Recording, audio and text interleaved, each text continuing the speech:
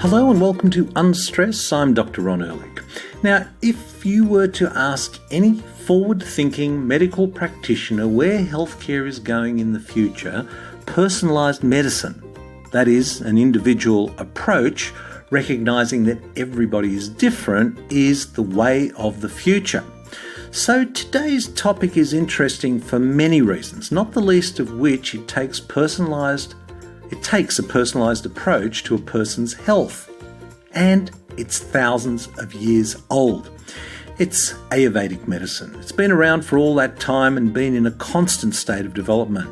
It is so interesting for many reasons. One, it recognises that detoxifying, cleaning the system is important. Two, it recognises that on the one hand, your genes are important, but on the other hand, it's the things you expose your genes to, nutritional, environmental, thoughts and lifestyle, that determines how those genes are expressed. And three, it's a way of identifying variations in body types and subtypes. My guest today is Dr. Shankardev Saraswati. He was on a few episodes ago talking about finding life's meaning. Go back and have a listen. It's a great episode. Shankardev is a medical practitioner. He trained in Sydney, Australia, has practiced medicine for over 40 years. His practice currently focuses on psychotherapy, and apart from a very eclectic mix of psychotherapy, his approach also incorporates meditation, yoga, nutritional medicine, and of course, Ayurvedic medicine in his practice. He's also a great friend, and we caught up for this interview in my home office, face-to-face, which I always enjoy with my guests. If it can be arranged, it's not always easy.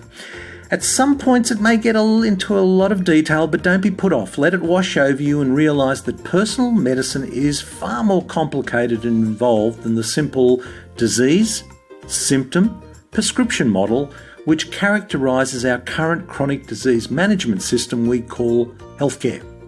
I hope you enjoy this conversation I had with Dr. Shankardev Saraswati. Welcome back to the show, Shankardev. Thanks, Ron. Shankardev, last time we spoke, we touched on a subject which I think is of interest to most people, and that is finding life's purpose. Indeed. And we talked about chakras, and we talked about meditation, and we touched on Ayurvedic medicine, and I really wanted to get you back to explore that a little bit more. Can you give us a bit of a historical perspective on Ayurvedic medicine? Sure. Well, the word Ayurveda, Ayus means life, and Veda means knowledge. So it's the study of life, longevity, and the things that prevent us from living full lives and having a healthy, long life, a good lifespan, a health span. And it's been around for a long time.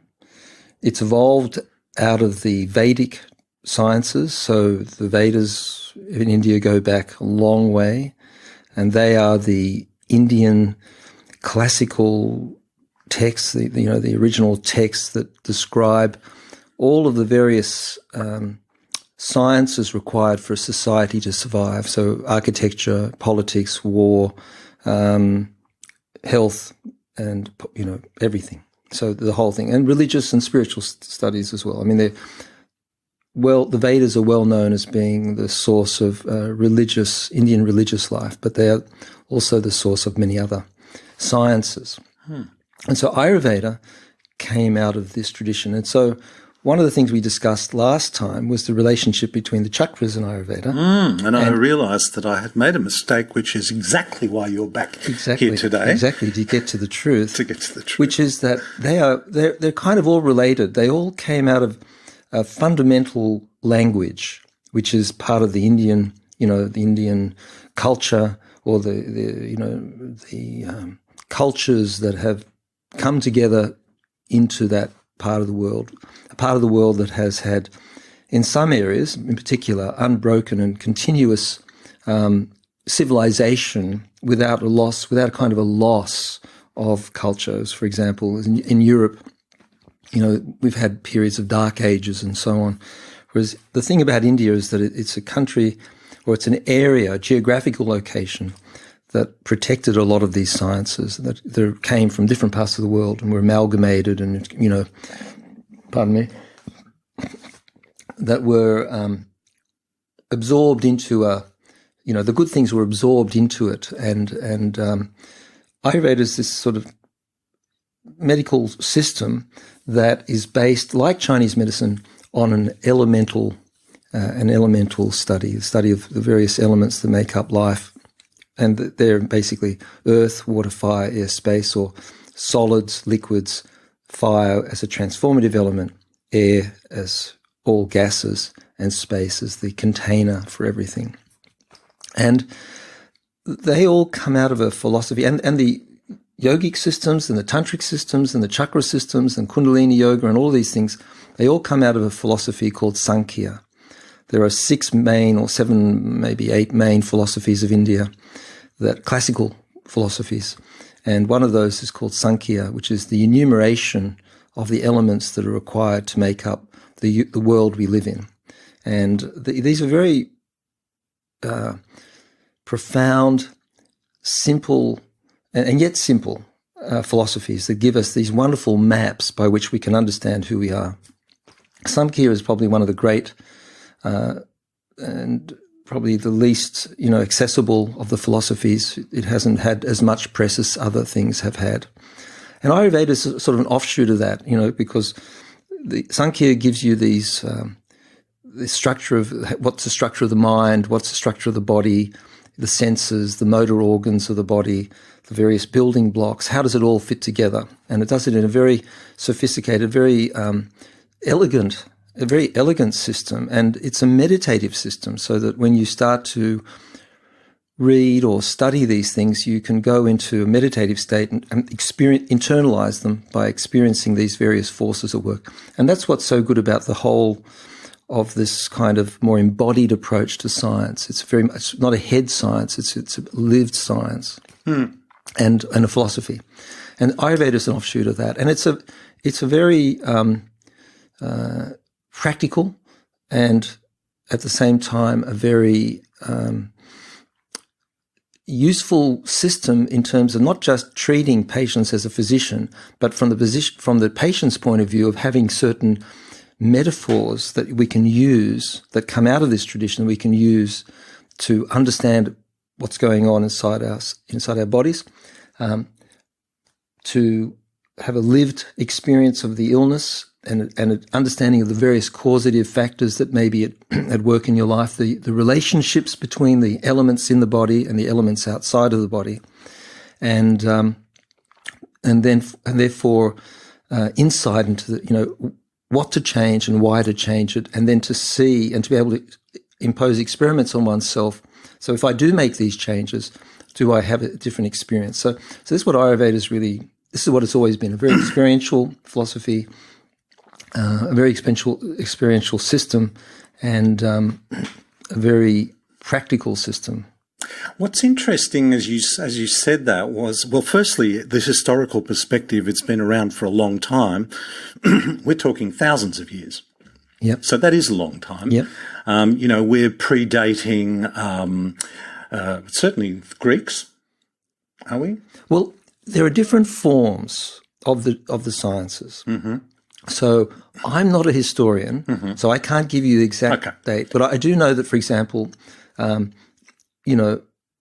many of the systems that we see today had a proto system, a previous form that evolved and became more and more sophisticated. And of course, I think Ayurveda is an evolving science, and it's been around, but its roots are very ancient, I'd say. That's the key. And interesting too that it has been a continuous culture, which is certainly something to hold up as an example, because the jury's still out on Western civilization. I mean, we've been going in its present form since the Industrial Revolution, which is now 200 years old. If we make it through 1,000, well, I think we'll be doing really well, let alone several thousand. But the interesting thing is that this predates, we have this preoccupation in the West with science. Things have got to be scientific, and particularly came about around Newton's time, Descartes. Everything is broken down into its smallest parts in order to understand it. Yep. And that has led us into a system of medicine that's very much focused on symptoms and dealing with the chronic disease and what is the best medication to control the inflammation, the depression, the osteoporosis, etc., etc. It's a very narrow and reductionist view.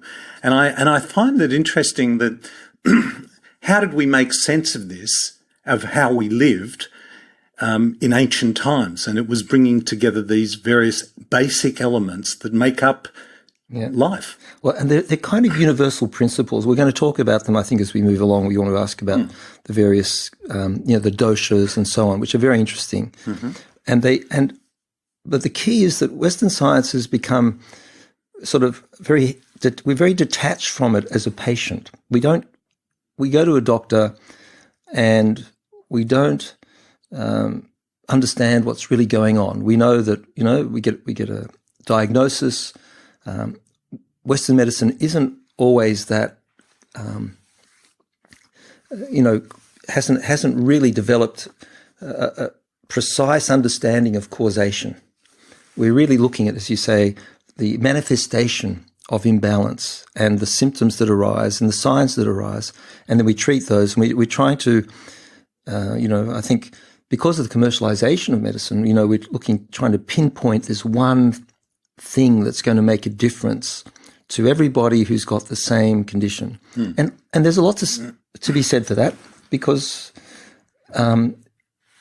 we shouldn't underestimate the power of that process as well. But I think what happens is that when it's isolated from a deeper understanding of the totality of who we are and how we fit into the world. And how we fit into the world and how the world fits into us, and how the various forces, if we can get a handle on the various forces that are at work within the body-mind, then we can come back to a kind of a deeper understanding of what we're doing and a context in which to place the various things that we're doing, rather than, as you say, the fragmentation of medicine, into this kind of multiple specialties that don't communicate with each other and have their own language. And we've become really good at describing a symptom and then just giving it the label as a diagnosis, which actually is nothing more often than the description of what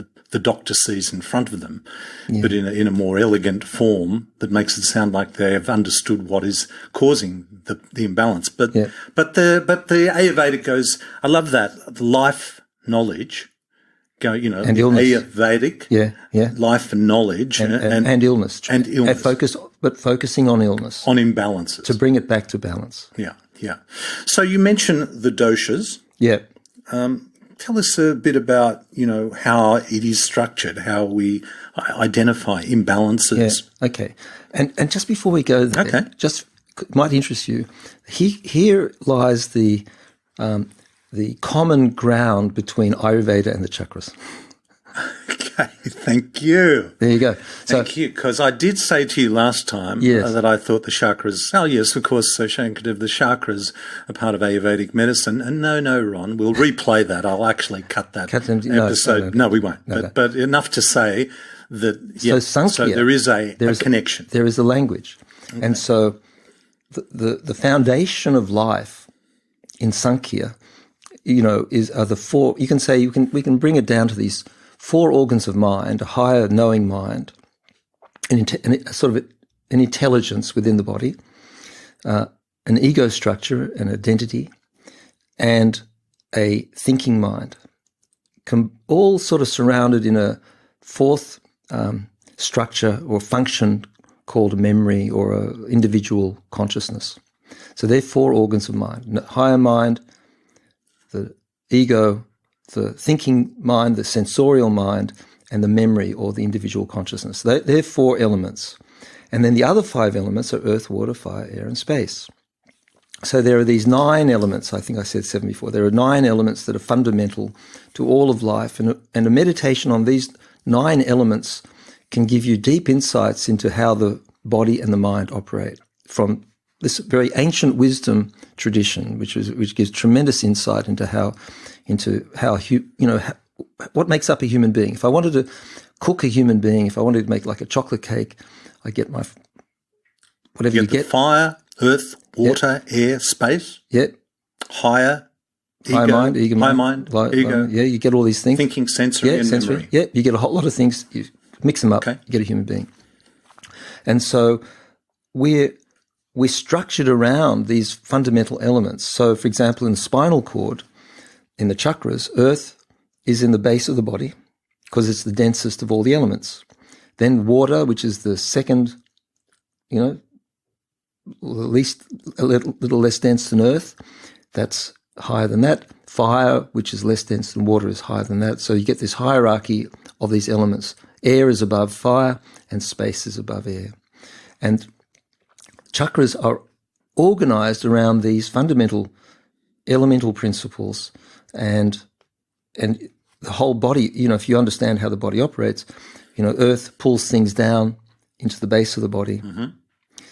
Water, is nurturing, life-giving, fertilizing, so it's related to the sexual chakra, it's related to fertility. Fire is digestion in the belly, air in the lungs, space is in the throat, and the mind, there's 4 elements of mind, are in the head. So there's a hierarchy based on from, the most subtle at the top to the grossest at the bottom, and the human body's organized around it. And those 5 elements are in us and in everything in life. And there lies the common factor that makes us part of the world we live in. We are not separate. We are, from earth, from dust to dust and ashes to ashes and all of that. Mm-hmm. As we go back. Yeah. So the doshas are forces that enable those. And so the chakras are a subtle level, a much subtler level than the doshas. Mm-hmm. And that's the problem. When you're talking about chakras, you're talking about a level of consciousness that's sort of archetypal, much more, it's deeper, it's into the psyche. When you're talking about the doshas, you're trying to experience those 5 elements in a more gross form in the physicality of the body. In how they present themselves. And how they present themselves in different ways. And so you have you have to be able to get these elements to live together. And now these elements have relationships with each other. And those relationships are lovers, friends, and enemies. So space, which is kind of a paradoxical element, whether it exists or it doesn't exist, is it's a thing to think about. It's a paradox. And space is called the mother of all the elements. And from space arises air, and then comes fire, then water, then earth. And the 4 elements, earth, water, fire, air, they have these relationships I described before, lovers, friends, and enemies. So the lovers are earth and water, because when they get together, they hug each other, and they're very hard to separate. And of course that leaves air and fire, and they love each other because, fire creates wind, they fan each other. They make each other grow. Mm-hmm. The enemies are obvious, earth and wind.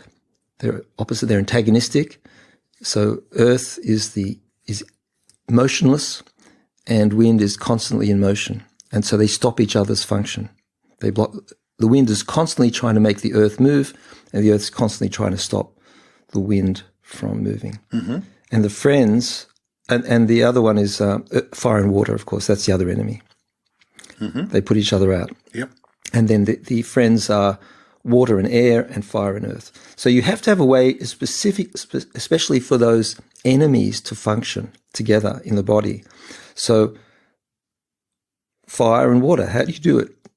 You get a pot, you separate them, and then you create hot water. And so this bringing together of these elements, the forces that enable that to happen in a way that's functional and that works and that creates life, they're called doshas. And the word dosha means a fault. Mm-hmm. It actually means a fault. Right. And this is more of a sort of philosophical thing, but what happens is, as a result of these doshas, bringing the elements together, they create both life and they create illness. So there's a kind of a trade-off that occurs. And the three doshas are vata, which brings air and space together. Yep. That's VATA. VATA. Yep. Vata. Air and space together. Air and space. Pitta, Pitta. Fire and water, they're the enemies. Yep. So pitta is the element that allows fire and water to function. And kapha, Kapha, which is earth and water, and they're the lovers. So there are only three doshas. You only need three doshas. Mm-hmm. And they create everything in life. They create all of the various functions. So you can say kapha is everything that is building physical structure. You know, all the things that create, because earth and water creates... Earth and water are friends. They're friends, but... Yeah, but they create structure. The principle of friendship and enmity and love... Well, they go well, they complement. They do. They complement. But that's used in a different context. Okay. That's used in a different context. Because... Yeah, we'll get into that later. I think let's not get off track. So easy to do. So the doshas. So you've got earth and water that creates the physical structure, the tissues, all the lubrication, all of the the building of cellular structure. Because earth is also an English translation of a word that really means form, that which gives form. Mm-hmm. It's a force. So earth is not just nutrition or like heavy physical objects. It's a force. Earth is a force in itself that creates form. And Vata and Kapha is a force that takes the force of earth and the force of the fertilizing power of water and joins them together to bring fertility into matter and to grow the matter. Mm-hmm. And that growth has to be done in a certain way, because if kapha is somehow if it's not juicy enough, then the tissues are dry and they lack substance. So these are the metaphors. Mm-hmm. If it's too juicy, if there's too much growth, then you're going to get the growth of tumors and various other things in the body. So you've got to have everything balanced. So the force of earth, the force of water are joined by the force of kapha. Mm-hmm. Okay. Then pitta is a force which unites fire and water. So hot water, so all the various forces. So fire is the transformative principle. It is about changing. It's about cooking things. So fire is really about cooking and digesting. So it's mainly, its main function is to digest things that are in your body and to process them and to burn up the impurities and to cook food so that you can, take in the... it's almost like an agent of change. It's an agent of change, and it's transforming. So, for example, if I have carrots for a meal and I chop those carrots up and I eat them, fire will transform those carrots into elements that become Shankardev. So carrot becomes me. Mm-hmm. So the ability to take something from outside of you and put it back into your own tissue and make it yourself is under the control of the fire element, and it can only function when it's with water in this form. Mm-hmm. Otherwise, it's going to burn the tissue. So all the enzymes, acids in the body, these are all under the power. These are all under the power of pitta. And then vata is the principle of air, and air is basically a force that drives everything else. So fire is transformative, air drives movement and change in the body. And so for example, the tissues grow and change shape under the power of vata, because this, they're being driven by these forces to grow.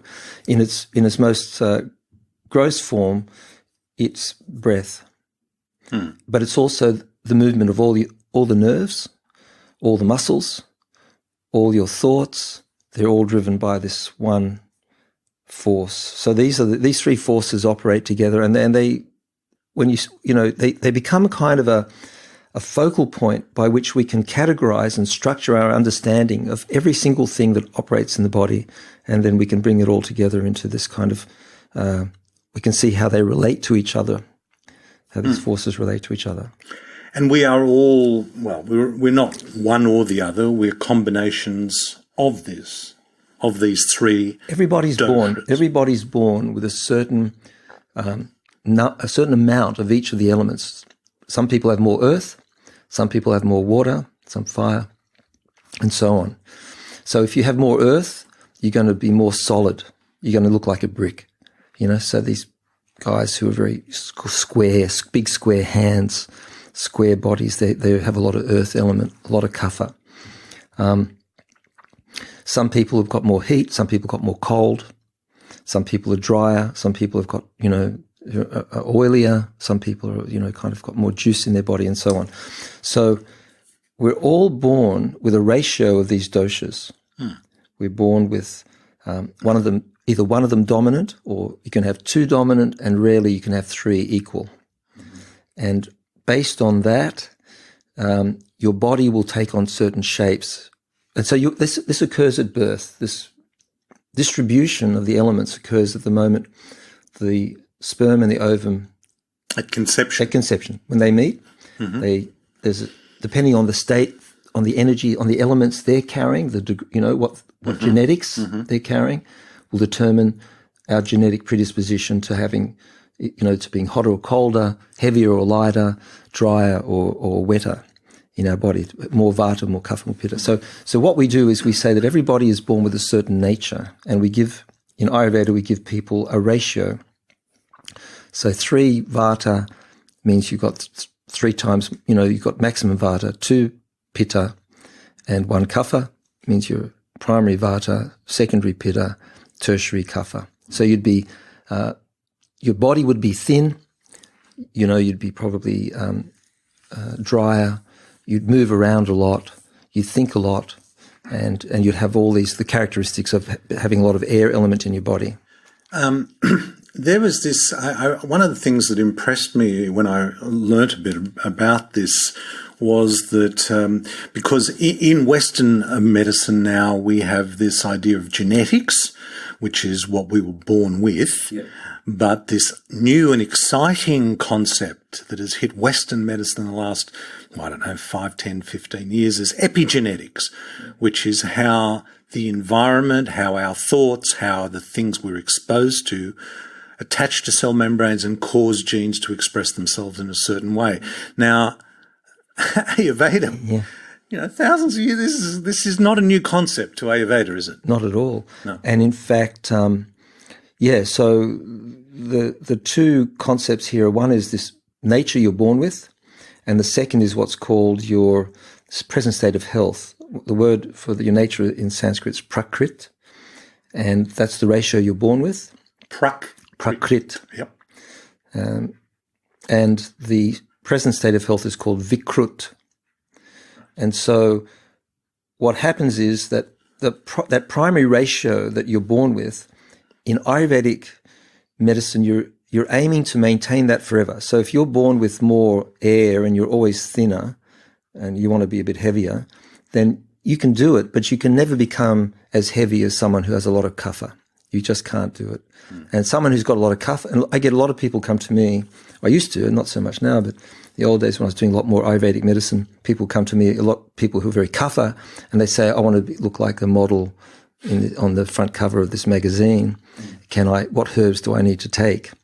And so we'd say, well, there's only so much. I'd have to explain gently the truth of this. Yeah.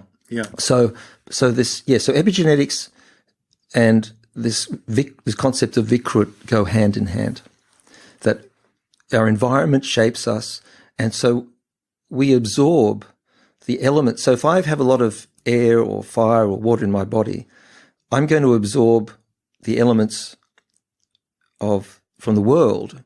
And if say I've got a lot of fire and the world is hot, I'm going to have a lot of heat in me and a lot of heat go into me from the world. So my heat level is going to go up, and that's going to cause inflammation. And then, say, for example, if my ratio when I was born was Vata 2, Pitta 3, Kapha 1, so I had a lot of Pitta, a lot of fire, and I'm in a very hot, damp environment. It's been a hot summer here in Sydney, very damp. Then all that's going to go into me, and my ratio is going to go up. I'm going to become Vata 2, Pitta 4, or Pitta 5, Kapha 1. Right. I'm going to become imbalanced, and I'm going to feel really out of sorts.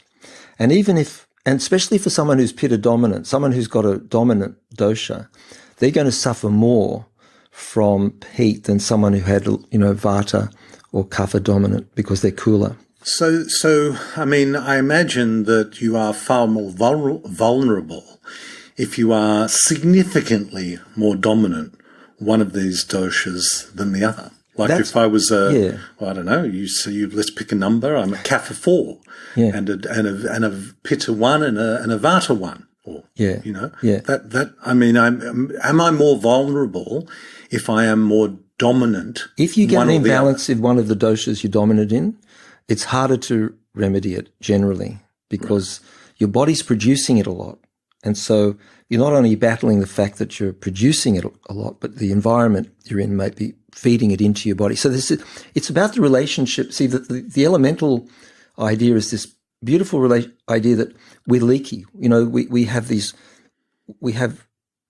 We put into the world and the world comes into us, and it's all based on this elemental ratio. So if I'm Vata dominant, for example, which is probably which is very common in our society, and so I have V3, P2, K1, and I'm rushing around all the time because I have to rush around, or the technology is driving me. I'm driven by the screen. Then it's going to be very hard for me to get that Vata to stay in balance. I'm going to be pushed out of balance very quickly, and each one of these doshas has certain tendencies, so people who are Vata dominant are always moving. They just never stop. They're fidgeting. They can't put on weight. In fact, they can't put on weight because their nervous system is so active that they're just fidgeting all the time, burning up calories. People who are Kapha dominant, they tend to be very sedentary. They don't like to move because the earth in them is very stable. They're very stable. So for them, that they prefer just to be very still and not. That would be their natural preference. Of course, for the Vata, they have to stop moving to balance. So it goes against their nature. For the Kapha, they have to keep moving to balance. So that goes against the inherent nature of that particular elemental ratio in them. And of course, the Pitta people, the hot people, are very focused as people. They have tremendous concentration, like fire. They're very focused. They're really always trying to get to the heart of the matter. They could be a little obsessive. Right. And so sounding very familiar to me. Yeah. So they could burn themselves out by overdoing that. There's just one more interesting fact there to look up. So it's hard to go against the dominant forces in you, but if you use your higher mind, you use that intelligence, then you will understand what's going on, and you will put strategies in place and live out those strategies so that you stay healthy. And that's the whole thing. I mean, this is a follow-on from our discussion last time we met, where we argued that there's probably never been a more important time in human history to know oneself, because pretty soon technology is going to know us better than we know ourselves. But just on that point, so this knowledge of, if you know your own doshic ratio, if you can get a rough idea of it, and it's not always easy to know your nature. It's easier to know your present state of health, because you can see what's manifesting. Mm-hmm. And if you can understand that a Vata imbalance will mainly be dry, some dryness, lack of nourishment, emptiness, too much space in the body, too much movement. So, or you get wind, say, an irritable bowel, you get this changing, a lot of changing symptoms, then you can say, this is a Vata problem. I need to bring some strategies that are going to reduce that air and space element in me. If you have a lot of heat and inflammation, then you need to put strategies that will reduce kapha. And so the self-knowledge, the thing about Ayurveda that I love, because in India it's practiced almost the same way as Western medicine is practiced. You go and sit, a lot of people, big queue of people going to see the physician. They just sit in a line outside the door, and he comes or she comes, takes a pulse, writes a prescription. It's not exactly the idealization that we have. But in the West, what we've done is we've taken more the meditative self-knowledge component, and we've said, look, use this knowledge to understand yourself. Am I hot? Pitta. Am I dry? Vata. Am I undernourished? Vata. Am I too heavy? Do I have too much kind of congestion, too much mucus, too much, too much fat in my body? Then kapha. And then based on that, depending on your own understanding or through education, you can make changes if you want to, but it is a lifetime's work. That is life, isn't it? That is life is lifetime's work. That's a profound statement, if ever there was. Love that. How do we determine? I mean, you're looking at me, and you're saying this guy is a Pitta. Okay, definitely. And why do you say that? Well, because Ron, you have a certain reddish complexion. Yes. So the good thing about this Ayurvedic... This is audio only, but people are going to have to use their imagination. They'll have to trust me on this. Yep. I am a doctor. Trust me on it. So reddish. Yeah, so each... so how do you know? So each of the doshas has characteristics. Vata is light, dry, rough, erratic, and astringent, and has these qualities. Pitta is hot, wet, sharp, has a foul smell. So, for example, body odor, BO is Pitta, or, if someone takes their shoes off and they've got a very strong smell coming from their feet, that's too much Pitta in the body. And kapha is sort of like heavy, smooth. It's mucus. It's like mucus. Mm-hmm. So each one has its own characteristics. Pitta is fire. And so the metaphor also extends in the fact that if fire is red, mainly, most of the fire is red. And so people who have a lot of redness in their body, a lot of blood, a lot of, this colouring, that's a clear indication of Pitta. Mm-hmm. And Pitta dominant. Pitta dominant, usually. Mm-hmm. Not always, because you can be bidoshic. Mm-hmm. So, for example, say you were someone who had a lot of Pitta, but you also could put on weight easily. I can. Which would make you potentially bidoshic, dominant. You could have two doshas dominant. Mm-hmm. One is Pitta and the other is kapha, because kapha is weight. And then what would happen with bidoshic is I'd do a history from you, and I'd say, in summer do you feel, what do you feel? In winter, what do you feel? A pure Pitta will be hot the whole year round. And someone who's got a lot of kapha as well would find in winter they may put on a bit of extra weight, their temperature goes down and so on. So, there are degrees of these things. But so to do a diagnosis is not, you're quite straightforward. Yeah, well, you've kind of alienated me from my audience, being red-faced, BO, smelly feet, and you're a very balanced guy. I should say no one's going to want to see me again. His feet smell great, and he's very balanced. And of course, he lives he talks, he walks the talk. Well, 80-20. I'm on an 80-20 life, but let's not go too far down that path. The other part that intrigued me also about Ayurveda, as it does about Chinese too, is tongue diagnosis. Now you feel, you mentioned you're feeling pulses. Yeah, you can do pulses. And there's lots of ways of So basically, we do a history. Yep. And we find out probably one of the most important questions we ask is about digestion. Pitta dominant people have very good digestion. They have regular bowel movements. Kapha people have a little bit, and this is an Ayurvedic thing. We're right into stools. We love. I've done doing programs on what does your poo say about you. So we are right at home. Our audience is just hanging out for this kind of information. So Kapha people have greasier poo. Okay. As a rule, and they're a bit more sluggish. And Vata tends to be erratic, often dry, constipation, gas, and so on. So you could be a Kapha person, prakrit. Your basic nature is Kapha, but you've got a Vata disorder, and so you would have constipation and dry stool. So then that's how we, digestion is a big part of it. Body temperature, the seasons, which seasons affect you more, and a general history would be, but also looking at you. Yeah. We look at the body type and so on, because it is body type. Yeah. So Vata tends to be generally, thin, tall, thin, or more extreme sort of weights. Pitta are very muscular as a rule, very defined muscular shape. Kapha, as a rule, are more like a pear-shaped. And so, so we look at the body type. Yep. Then we could look at pulse.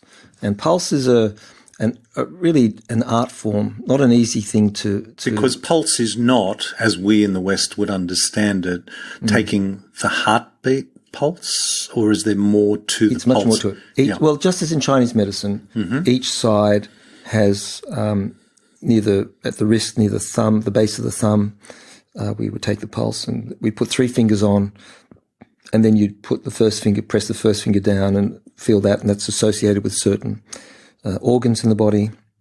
Second finger pressing down is related to other organs. So there's a light touch and a deep touch. You do that on each side, and you get a sense of the characteristic of the energy of the pulse. In fact, I was just talking to a Chinese practitioner talking about pulses, and he said, the pulse speaks to you after a while. He's a really experienced pulse taker, pulse diagnostician. The tongue is also used, and that's used to look at various things. The cracking in the tongue would be dryness, that would be Vata. A white coat would be Kapha. Redness would be heat, and then you can look at heat in different parts of the body. So if you have heat at the tip of your tongue, that often indicates heart, too much, maybe emotion, pitta emotion, the anger or frustration in the heart space. And so we'd look at the emotional states as well. For example, Vata people tend more to anxiety and insecurity. Pitta people tend to be very grumpy, irritable, angry, frustrated, obsessive, that kind of thing. I know it well. Yeah, me too. And Kapha tends to be, and I'm a Vata Pitta. By the way, just so full disclosure. Okay, full disclosure. Yeah, full disclosure. With a strong. I wouldn't have picked it myself, but I'm going to take your word for it. I'm a strong Pitta. Yeah. And the Kapha tend more to sort of grief and sadness, because the water element, the tears, melancholy, they're very attached. So each of the elements in us, we're kind of living out these elemental natures, and so we can use all of these things to understand the person's body type, and thereby diagnose potential, what's going on from a health point of view, recommend remedies and lifestyle recommendations for the future. And in terms of re-establishing a balance, obviously knowing one's own predominant predisposition is one thing, but so much of this, you talked about those 4 in the space elements, the higher, the ego, the thinking. That's the mind. The memory, the mind. The mind is this is where I imagine meditation has a powerful role to play. Very much so. Yeah. And in fact, mental illness tends to be dominated by Vata, by air and space imbalance. And within that, you can have all 3 doshas can be imbalanced. So you can have mental illness that's Vata dominant, which is pure anxiety. You can have or depression. You can have different types of depression: Vata depression, Pitta depression, Kapha depression. And your approach to those would be different depending on the body, on where that was, what their base nature was, what their prakrit was.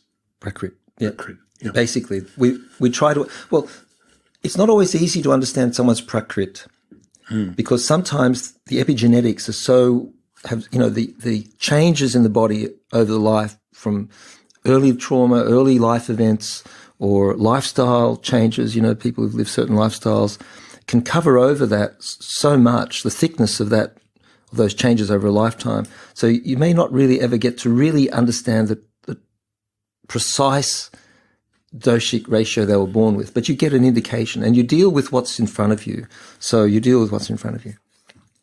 But what's the question again? Mental illness and meditation. Meditation. Yeah. Because so much of this in the space, this higher ego memory. Yeah. I imagine the meditation is important. Meditation is crucial especially for the development of the mind and for prevention of mental illness. And that's what we're seeing now in the West with this sort of this latest kind of development of mindfulness as a tool which has come out of the study of Eastern systems. And so the higher mind would help you, meditation awakens the higher mind and takes you out of the thinking mind, which is the lower mind, which is caught up in senses and the outer world. The role of thinking is to be able to try to work out what to do in the world. What do I do next? What's going on? I think it's this, is it that? Constantly trying to plan and, gain as much positive well-being and joy and satisfaction and to avoid as much pain and sorrow. That's the function of the ego and that's the function of the thinking mind. And the higher mind links us to a very different part of us, to the psyche and to the spirit and to our intuition and to a kind of a deeper intelligence in us that enables us to kind of feel and recognize what's good and what's not good for us, because that's called the knowing mind. So I know what's good for me or I don't know what's good for me. So if because of some imbalance in the doshas or in my body, my higher mind is dull, exhausted, I've been drinking too much, I've been eating poorly, I'm not sleeping well, I've got a lot of worries, I have to think about what to do, my kids, my work, my life, my money. If the higher mind is switched off, then we're disconnected from knowing what's the right thing to do, and then that is one of the great causes of imbalance of the doshas. And so you're constantly having to think, is this right? Or is this, how do I make a decision? So indecision becomes a major problem, except for Pitta people who always think they know what's right. Okay. No, I'm still with you. But I mean, one of the so meditation turns on the higher mind. Yes. It takes you out of the fog. Yeah, because what we spend so much time doing is thinking and observing and seeing how the world around us is impacting on us. But the time of meditation is that rare moments, and for many people, no moments of quietly looking inward and kind of getting an understanding of what we really are feeling. I mean, it's amazing that, we've all kind of on our bucket list of things to do, not bucket list, but to-do list is, I've got to meditate. I've got to get into that. That's really important. And yet we don't. Many of us don't. It's, what's holding us back? Too busy? The mind's too busy? Well, it comes back then to Sankhya, because Ayurveda is based in Sankhya. And Sankhya is the philosophy that is the kind of the theoretical basis of yoga and the spiritual sciences, or the sciences of consciousness. And so Ayurveda deals with a much grosser, superficial part of the human being. It doesn't deal with the spirit. It doesn't deal with the psyche as much. That's more for yoga and for these other philosophies. And so in those philosophies, there's the three fundamental forces that are in the universe, and they are light, luminosity, darkness, and in between those two forces, desire or momentum. And you can say these are physics. So luminosity, light, is physical force. Momentum is a physics, and the darkness is a kind of inertia. Inertia which causes things to take form. So it's this inertia which causes the doshas to come together, which creates the elements out of consciousness. So this is philosophy, isn't it? It's okay. Yeah. So this inertia, this force, which is given a name in Sanskrit called tamas, it's this gravitational pull of stuff from the subtlest into the most gross, dense form, into a body, into a form, earth. And that force is enormous. It is enormous. When you study these things, the study of these three philosophical concepts, light, darkness, and the momentum, the movement between light and darkness, which I think we touched on in the last podcast we did. Mm-hmm. That is something that is liberating to understand. And what happens is when the force of darkness is greater than the force of light, then we lose touch with ourself, we lose touch with the subtle parts of us, and we start to depend on external forces and depend on more sensorial and material, grosser forms to try and fill the suffering we feel from the disconnection to self. And those distractions are all around us constantly and literally bombarding us constantly with the need to, it's about consumerism. We're kind of encouraged to be good consumers. We're rarely encouraged to be good citizens. Yeah. And this is this light-dark imbalance where the darkness, it sounds like a Star Wars thing, but it's true. Well, Star Wars is based on archetypal, mythology. Powerful psychic forces, and that's why it resonates so well with us all. And so this resistance to, or resistance. Inertia, if you like, but actually more than inertia, actually resistance to explore this meditation, which we know all is good for us, is a fascinating paradox in our modern world. Absolutely. Because you talk to, I'm sure if we stopped 100 people randomly in the street, a good proportion of them would have said, I've tried meditation, all right, I'd really like to give it a go. But then you ask that 100 how many are actually doing it, and not enough. And I include myself in that too. That's a work in progress. The resistance has a natural function. It's important that structures maintain their shape and don't change too much. I have to wake up in the morning and recognize who I am. So I have to have a degree of stability. So we need that. We need a degree of resistance. So it's not a bad thing. And in fact, it's for a lot of people who don't come to meditation, who neglect it. It's a kind of it's protective. It's like the ego is protecting itself. It's protecting you. Its function is to protect you. The ego's function is to make sure that that you're healthy. So that it takes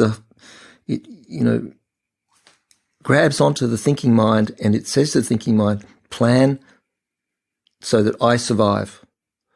I need to survive. That's the fundamental instinctual driver of all living creatures. The will to live. And that's very primitive, but, to go beyond that requires that we kind of cook. So this is an evolutionary philosophical concept which encapsulates Ayurveda. Ayurveda has been used to allow people in the Indian subcontinent who were very interested in spiritual studies to go to dive deep into themselves and to stay healthy, because it's not an easy thing to dive into yourself and explore the mysteries of the dark, the unconscious you, and stay healthy, because the the process in its really, these more advanced levels of practice, it puts a lot of pressure on for change, and that change creates puts a lot of pressure on structure. So Ayurveda is been used as in society to keep families healthy, but for people exploring the depths, who want to go into the depths, it was used to kind of create so they could create a balance as they went along and not hurt themselves. So, in order to get to the point where you as a soul want to take on that, the challenge of going within, not just relaxation, which is the majority of people who do meditation now are doing it for relaxation, to manage anxiety, to, just to relax and to have to have that short break, a gap from the endless challenges, the endless stimulation, demands, responsibilities. So we just have this time out, and we know how healthy that is. So to go beyond that and to try and really, it requires you have to get to a certain point in your own soul's evolution to want to do it, I think. And then something changes. And especially it happens to most people in the middle of their lives. Once you've lived a good life, you've done it all, more or less, hopefully. It's been good for you. And then you sort of think, what's it really all about?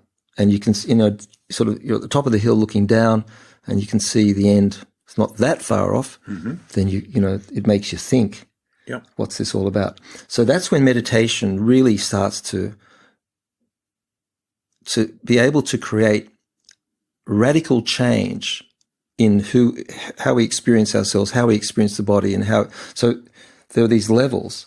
But for most people, the thing that stops them is that, they know they need to relax, but they're pulled, they're weak. We're pulled by these forces. I wonder whether there's two kind of practical elements to what's holding people back. And this is my own observation here, is the physical position of it, sitting, is for me personally a problem.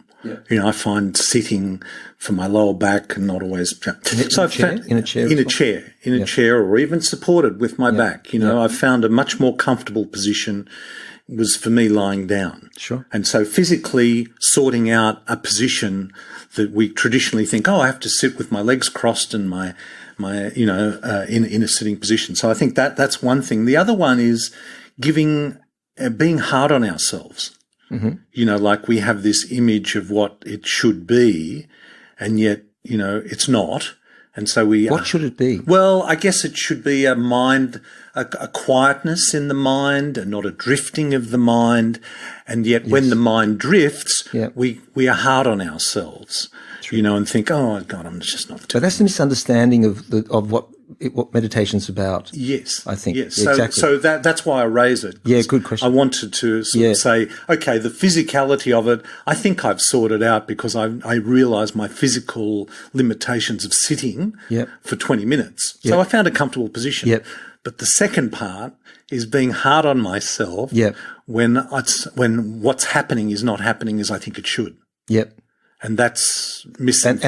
And that's often because, we get our information from reading books about, these wonderful experiences people have, exalted states of inner silence and peace and bliss and so on. But the stages of meditation are well understood by, all the traditions mainly. And, that initially when you start to go in and explore the mind, there's rebellion. The mind does not want to do what you want it to do. So we say that the first stages of meditation goes through these stages of oscillation between, restlessness and dullness. And in the restless state's divided into the monkey mind, the drunken monkey, and the drunken monkey bitten by scorpion. Okay. All right. Okay. Yeah. Now that's given me something to think about. And then there are 3 stages of dullness, Yeah. Yeah. And then I know them well too. And so you go through stages. And so, one of the greatest misconceptions is that if I'm thinking, in meditation, if my mind is active, I'm thinking, I'm not doing it right. And in fact, just the opposite. You probably just, you're taking the lid off. All the stuff's just pouring out. You just got to be able to sit with that, let it happen, and step back and observe. And then the mind will quieten itself. There's nothing you need to do. But that will take time. And most people want an experience. They want something tangible, something to happen quickly. Well, I think being given permission to allow that to happen is a good first step. Yeah. Is a good first step. Absolutely. Now, look, we could honestly we could talk for hours, and we may well again. But now I've kind of taken it. Let's take a step back here because we're talking about Ayurvedic as a system of interpreting imbalance. Yep. Of firstly understanding who we are and what we are in basic terms, both genetically, which we've called Prakrit. Yep. And Vikrut, epigenetics. And Vikrut, which is the epigenetics. Yep. And understanding where our imbalances are.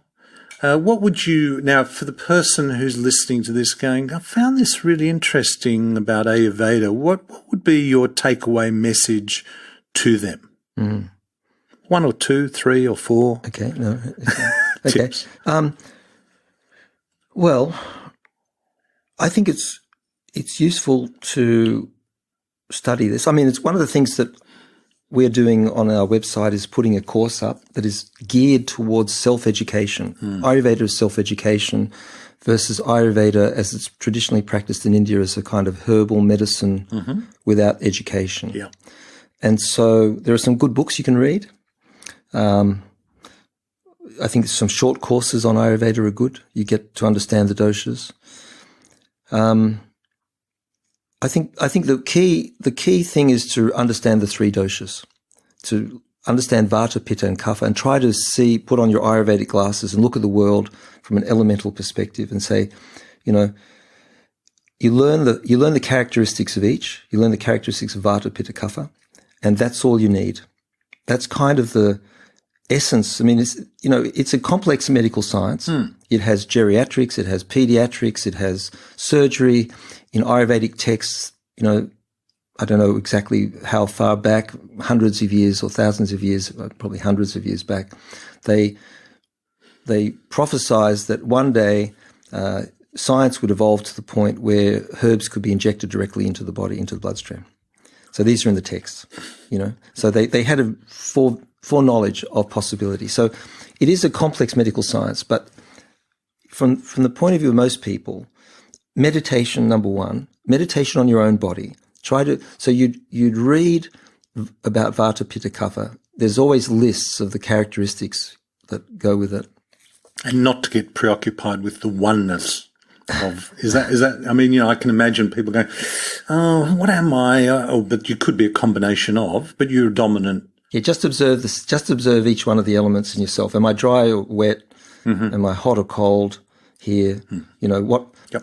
Which season do I feel good in? I mean, we just touched on. We've just thrown out a lot of ideas here.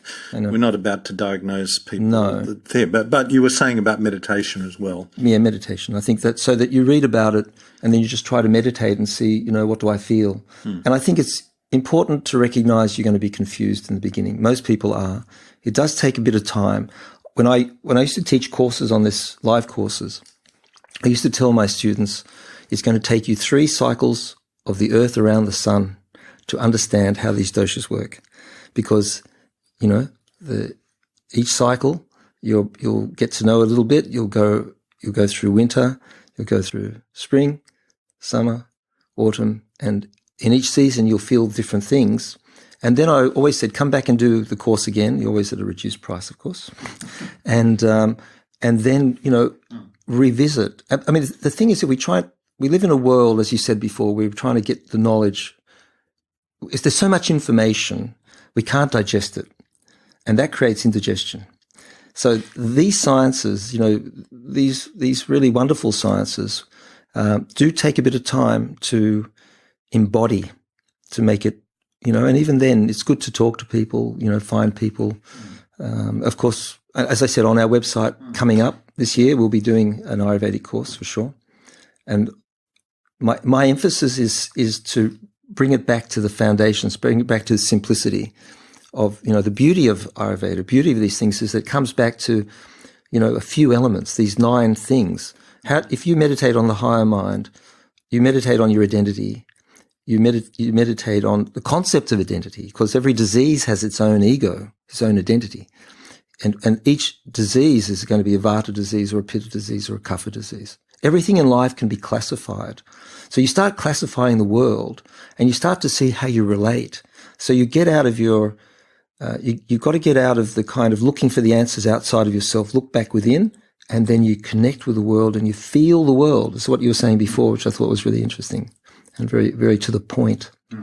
You start to feel the world, you start to have these adjectives, because just to finish off perhaps, or to take us down another rabbit hole, is the fact that the doshas, see, Ayurveda classifies the world into substances that can affect us. And everything in the world is a substance. And the substances are nouns, and they carry qualities. The qualities are adjectives. So, for example, if I say water, that is a substance, right? It's a noun. And we define noun by any word you can put a or the in front of. So, the water. And then it carries qualities. So when I drink the water, it could be hot water. The adjective is hot. Or it could be cold. And so the water is a substance that carries with it certain power. The adjectives are the power that the substance carries into your body. So if I know my dosha, and I know I'm hot, I know I have to be careful about how many hot substances I put into my body. So hot water, hot spicy food, certain substances that are going to be heating, certain spices are no good for me. I've got to avoid excessive exposure to sun or heat, or do it in a way, or I've got to learn to antidote. So the good thing about Ayurveda is also that it's not about rejecting things, saying you can't do anything. It's saying this substance is going to aggravate or increase the dosha in your body. Therefore, if you're exposed to that, or you want to expose yourself to that because you like spicy food, then fine, and India is full of spicy food, man, spicy. Yeah, and then learn to antidote it. What substances do you combine with that food, or with that substance that, so hot, you go out in the hot sun, have a cold shower, stay in the shade a bit, cool down, make sure your body temperature cools down. So it's that kind of science, yeah. Today we covered Ayurvedic medicine, and in a future episode we're going to explore traditional Chinese medicine. We have so much to learn from the past. The question is, are we willing to listen? And more importantly, are we willing to learn? Modern medicine is fantastic. We all know that, and many of us, myself included, have benefited greatly from the expertise of some amazing practitioners and some amazing technology. It's just that a good deal of our healthcare system has literally become a chronic disease management system, a great economic model, just not a particularly good health model. Apart from his own practice here in Sydney, Dr. Shankardev has some fabulous resources and online courses on his website, Big Shakti. We will have links to that in the transcripts of today's episode. Now, don't forget about the Unstress app. It's also available in the Apple App Store and the Google Play. Just search Unstress and download on your devices. It's an easy way to listen to each episode and get access to some great resources. Check out the drop-down menu, and you can also listen to some short YouTube clips. So, until next time, this is Dr. Ron Ehrlich. Be well.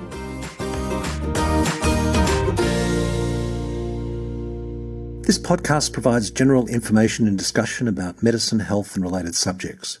The content is not intended and should not be construed as medical advice or as a substitute for care by a qualified medical practitioner. If you or any other person has a medical concern, he or she should consult